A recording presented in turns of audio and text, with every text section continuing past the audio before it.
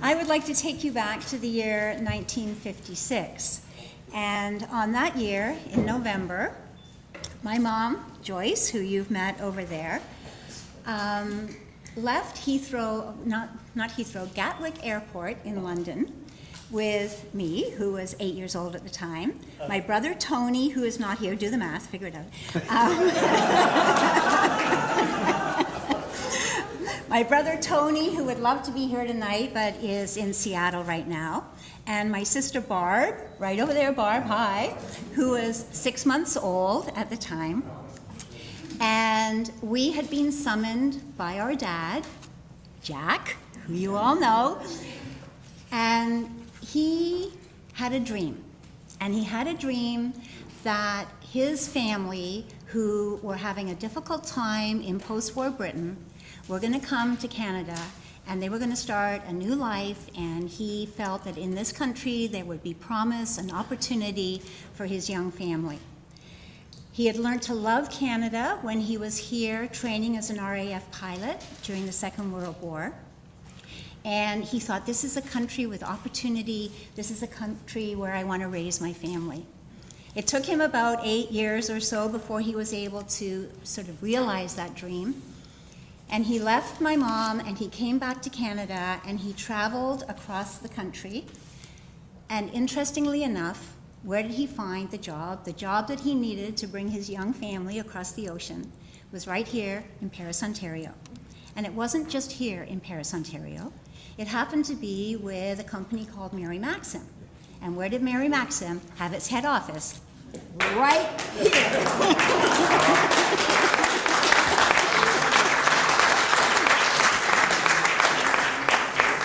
And as a kid, I remember Dad taking me to the office sometimes on the weekend, and we would run like crazy through the back ports over there. And so I know this building, and I know this town, and I love this town.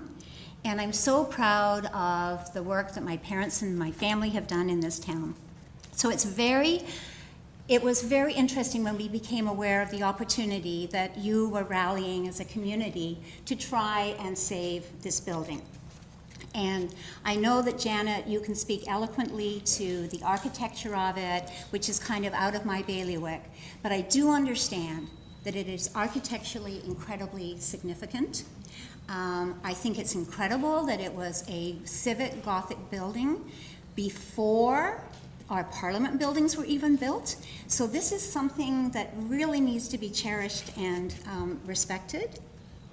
Where it has real significance for me, though, apart from the personal connection, is what you were talking about, Mr. Mayor, and that is its roots at reminding us what democracy is all about in this country.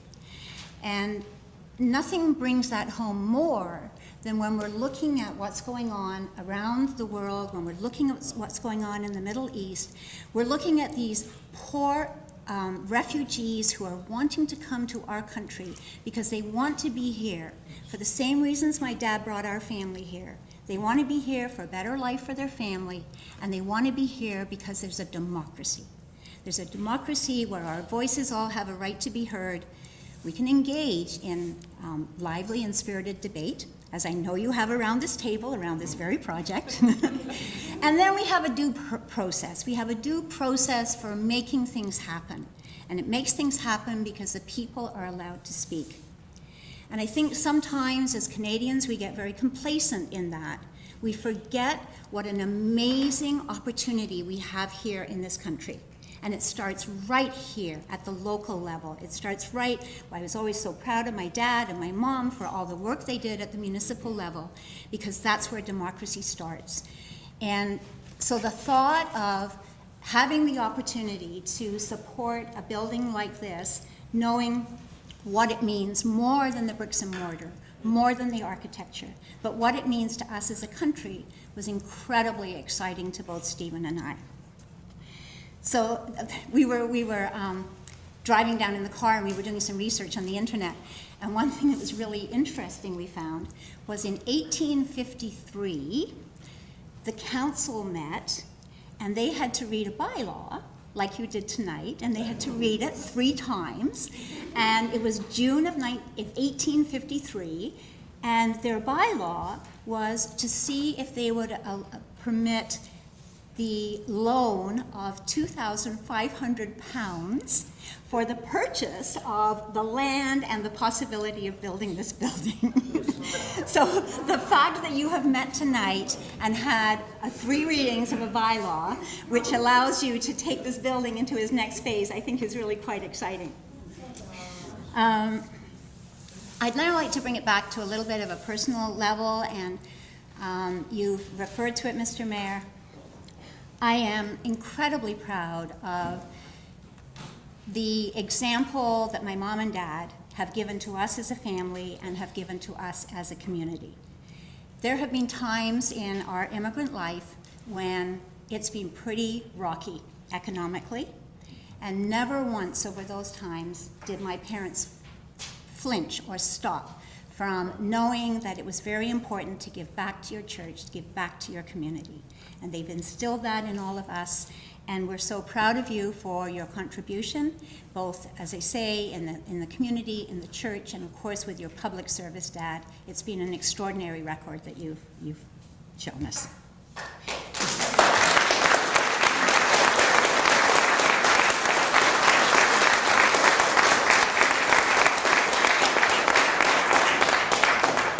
So as you go forward and you have plans for this amazing building, it is really Stephen's and my hope that you keep all those demographic, I'm in the television business too much, democratic principles in mind, because we want this building to become a building that is going to be welcoming to all, regardless of your ethnicity, regardless of your religion, regardless of your sexuality. This needs to be a hub for your county of Brant.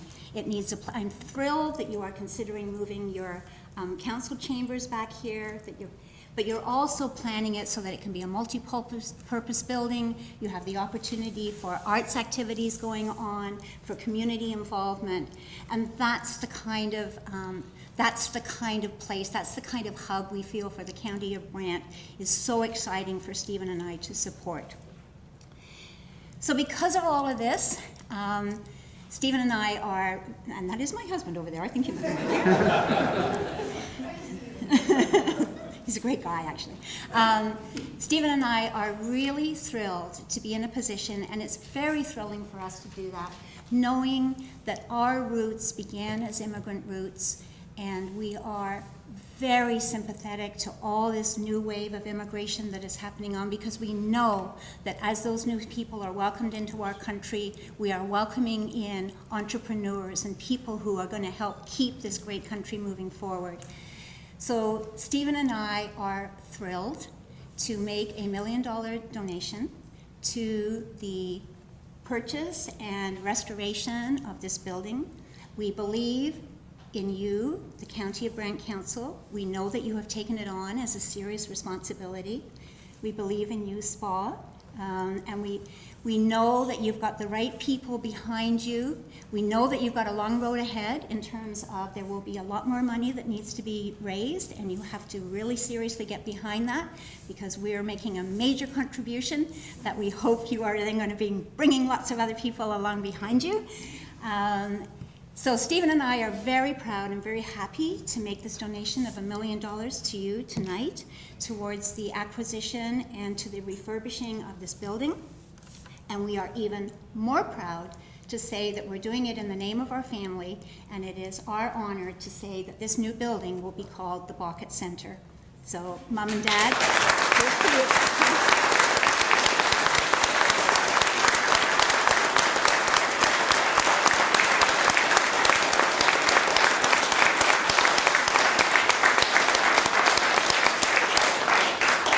And as that, we are so excited that the Bawcutt Center will be the home of the Parasol Town Hall for democracy. It'll be the home for cultural events, for weddings, who knows what other lovely celebrations we're going to do there. So it is our pleasure to make this gift tonight.